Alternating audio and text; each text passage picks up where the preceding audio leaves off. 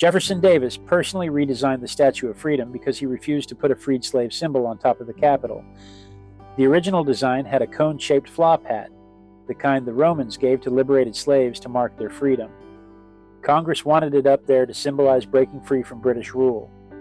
Davis, who was then overseeing the construction as Secretary of War, argued against it and wouldn't let it happen.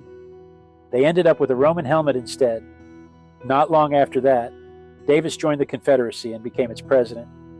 The man who cast that statue in bronze was Philip Reid, an enslaved worker at the foundry.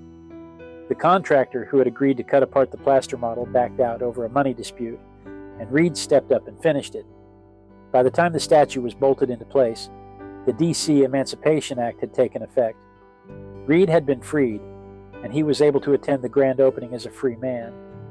Much of the stone that went into the building itself was quarried by enslaved people. The work was hard enough that the people running the operation offered a half pint of whiskey a day to the workers.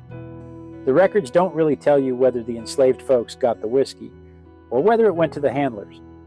The Capitol building you see today wasn't finished until the 1860s, when they put the new iron dome on it. It was originally supposed to have a small copper dome, but the architect Thomas Walters never liked that design. He had a drawing made up showing a huge tall dome and hung it in his office. Every time Congress members came in, they loved it, and when it came up for a vote, it didn't even go to committee. It almost unanimously passed.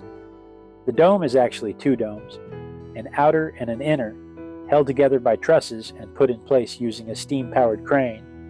Lincoln is the one who oversaw finishing it. During the Civil War, people wanted to stop construction to save money and resources, and Lincoln said no. His reasoning was that stopping would signal they were afraid they might not win or finish the war. He wanted people to be inspired, so he had them keep going even in the middle of a war. Somebody once said that if history doesn't make you a little uncomfortable, you're not studying it properly. Knowing that men who were enslaved quarried the stone and cast the statue for the building where their freedom would eventually be voted into law puts that idea to the test.